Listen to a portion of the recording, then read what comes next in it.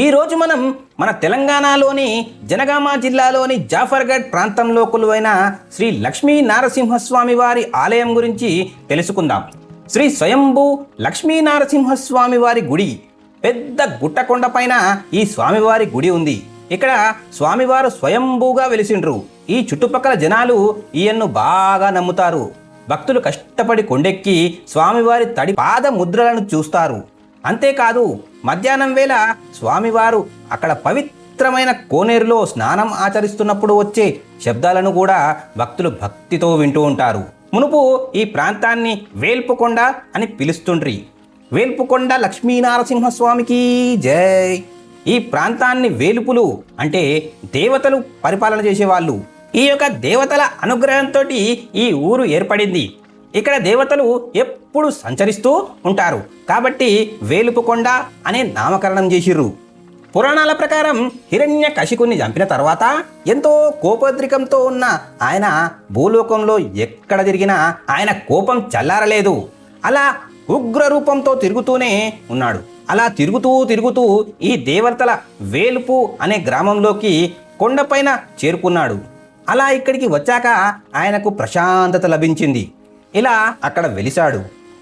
అలా వెలిసిన తర్వాత గ్రామంలో ఉండే పెద్దకు ఒకానొక భక్తుడికి తాను ఇక్కడ కొండపై కొలువై ఉన్నానని స్వప్నంలో కనిపించి సాక్షాత్కరించి చెప్పడంతో భక్తులు తండోపతండాలుగా వచ్చి మొత్తం అంతా వెతికారు. కొండంతా గాలించారు కానీ స్వామివారి జాడ కనిపించలేదు. అలా తిరిగి మధ్యాహ్నం సాయంత్రం అయ్యే సమయానికి వెతుకుతూనే ఉన్నారు. అలా వెతుకుతూ అలసిపోయి అందరూ కలిసి అక్కడ ఉన్న కోనేరు దగ్గరకు వచ్చి సేద తీరారు. ప్రజలందరూ ఆ ఊరి పెద్దను నిందించడం మొదలుపెట్టారు. ఊరి పెద్ద చెప్పేది అసలు నిజమా అబద్ధమా అని మాట్లాడుకుంటూ చర్చించసాగారు. కొద్దిసేపు విశ్రాంతి తీసుకున్నారు. అలా కొద్దిసేపటికి ఆకాశవాణి వినపడింది. ఆ ఆకాశవాణి ఏమందంటే, నేను ఇక్కడే ఉన్నాను. మీరు కూర్చున్న దగ్గర నుంచి కొద్ది దూరంలో ఒక కొండ ఉంది. ఆ కొండ గుహ లోపట కొలువై ఉన్నాను అని పలికింది. ప్రజలందరూ వెతకడం మొదలుపెట్టారు. కొద్దిసేపటికి కొండ కనిపించింది. కొండ కింద ఒక గుహ ఉంది. గుహ అంతా శుభ్రం చేసి ఆకులు ఆలమలు అన్నీ జరిపి అడ్డంకులన్నీ తీసేసి వారు గుహ లోపటికి ప్రవేశించి చూస్తే నిజంగానే ఉగ్ర రూపంతో వెలిసిన నరసింహస్వామి విగ్రహం కనిపించింది. హిరణ్యకశిపుణ్ణి సంహరించినప్పుడు ఏ రూపంలో ఉన్నారో అదే రూపంలో నరసింహస్వామి వారి విగ్రహం కనిపించడం ఇక్కడి విశేషం. అలా నరసింహస్వామి వారు భక్తులకు సాక్షాత్కరించి వారిచే పూజలు అందుకున్నారు. స్వామివారు వెలిసిన కొద్ది రోజులకే మేరు పర్వతం యొక్క గర్వాన్ని అణిచి అగస్త్య మహాముని దక్షిణ పయనంగా బయలుదేరారు. మేరు పర్వతం యొక్క గర్వానికి కారణమేంటి? అసలు అగస్త్య మహామునికి అంత శక్తి ఎలా వచ్చింది? అగస్త్యుడు మేరు పర్వతం యొక్క గర్వాన్ని ఎందుకు అణిచారు అన్న విషయాలు తెలుసుకోవాలని ఉందా? అయితే అగస్త్య అని కమెంట్ చేయండి. ఈ టాపిక్ పై మీకోసం ఒక వీడియో చేస్తాను. అలా బయలుదేరిన ఆయన ఈ కొండ ప్రాంతానికి చేరుకొని కొన్ని రోజులు ఇక్కడే తపస్సు చేశారు. అప్పటికే భక్తులు పూజలు చేయడం ప్రారంభించారు. అగస్త్యముని రోజు స్వామివారి దర్శనం చేసుకునేవారు. అలా 41 రోజులు తపస్సు చేశారు ఈ కొండపై. అలా తపస్సు చేస్తున్నప్పుడు నరసింహస్వామి వారు ఆయన ఉగ్ర రూపంలో ఉన్న విషయాన్ని చెప్పారు. అలా ఒకరోజు నరసింహస్వామి వారు ఉగ్ర రూపంతో వెలిశారు కాబట్టి ఆయన్ని శాంతింపచేయాలి అని సంకల్పించారు. ఆయన శాంతించాలి అంటే లక్ష్మీదేవి స్వామివారిని చేరాలి. అప్పుడు ఆయన లక్ష్మీ నారసింహస్వామిగా శాంతిని పొందుతాడని గ్రహించి ఆయన తపస్సును దారపోసి లక్ష్మీ నారసింహస్వామి వారి విగ్రహాన్ని ప్రతిష్ఠించారు. ఈ విగ్రహం ఎవరో చెక్కిందో లేదా తీసుకువచ్చి ప్రతిష్ఠించిందో కాదు, అగస్త్య మహాముని ఋషి తపస్సు దారపోసి నిర్మించింది. మూల విరాట్ మాత్రం స్వామివారు స్వయంభూగా వెలిసింది. అలా స్వామివారు ఇక్కడ వెలిసి పూజలు అందుకుంటున్నారు. ఇక్కడ పూజారులు చెబుతున్న ప్రకారం దాదాపు స్వామివారు వెలిసినప్పటి నుంచి వాళ్ళ వంశస్థుల చేతనే అంటే పొడిచేటి వంశస్థులే పూజారులుగా సేవలందిస్తున్నారు. ఇప్పటికీ 14వ తరం వాళ్ళు ఈ కార్యక్రమాలను నిర్వహిస్తున్నారు. ఇక్కడ వైశాఖ మాసంలో నరసింహస్వామి జయంతి ఉత్సవం జరుగుతుంది. వైశాఖ శుద్ధ చతుర్దశి రోజుల్లో ఉత్సవాలు నిర్వహిస్తారు. 81 కలశాలతో చాలా వైభవంగా అభిషేకం నిర్వహిస్తారు. అలాగే ఏకాదశి పర్వదినాల్లో స్వామివారి జన్మ నక్షత్రం అయిన స్వాతి నక్షత్రం రోజుల్లో కూడా పూజలు అభిషేకాలు నిర్వహిస్తారు. గుడికి దగ్గరలోనే ఒక పెద్ద పవిత్రమైన కోనేరు ఉంది. దీన్నే అక్క చెల్లెళ్ళ గుండం అని పిలుస్తారు. ఈ గుండం దాదాపు ఒక 1/2 కిలోమీటర్ వరకు వ్యాపించి ఉంటుంది. కోనేరును ఆనుకొని స్వామివారి పాదాలు ఉన్నాయి. ఉదయం 12 గంటల నుంచి 4 గంటల సమయంలో పెద్ద ధవేల్మనే శబ్దం వస్తుంది. ఆ శబ్దం ఏంటి అంటే శ్రీ లక్ష్మీనరసింహస్వామి వారు స్నానానికి వెళ్ళారు అని అర్థం. అవును, మీరు విన్నది నిజమే. స్వామివారు ఈ కోనేరులోనే రోజు స్నానం చేస్తారు.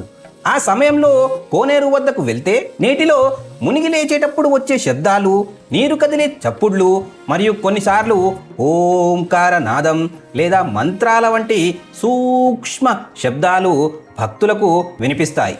అలా నీటిలో దిగినప్పుడు వచ్చే శబ్దమే అక్కడ ఉన్నవారికి వినబడుతుంది. అలా వెళ్ళి చూసిన వాళ్ళు స్వామివారి కోనేటి దగ్గర ఉన్న పాదాలపై ఉన్న పాదాల అచ్చులు, తడిని స్పష్టంగా చూడొచ్చు. అంతేకాకుండా అగస్త్య మహాముని తపస్సు చేసిన స్థలం కాబట్టి ఇక్కడికి సప్త ఋషులు వచ్చి ప్రతిరోజు వారిని సేవిస్తారు అని చెబుతారు. దీనికి నిదర్శనంగా ఒక కథ ఉంది.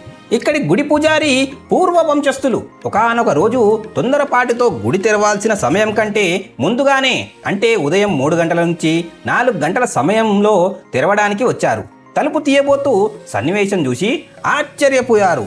అక్కడ సప్త ఋషులు అంటే 7 ఋషులు స్వామివారికి పూజలు చేస్తున్న దృశ్యం చూసి తలుపులు మూసేశాడు. వాళ్ళ పూజకు భంగం కలగకూడదనే ఉద్దేశంతో అప్పుడు ఆ పూజారి, నా అపరాధాన్ని క్షమించండి, నేను తెలియక తొందరపాటుతో ప్రవర్తించాను అని మనసులో అనుకున్నారు.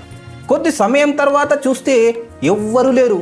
కానీ పూజ చేసిన ఆనవాళ్లు మాత్రం స్పష్టంగా అలాగే ఉన్నాయి.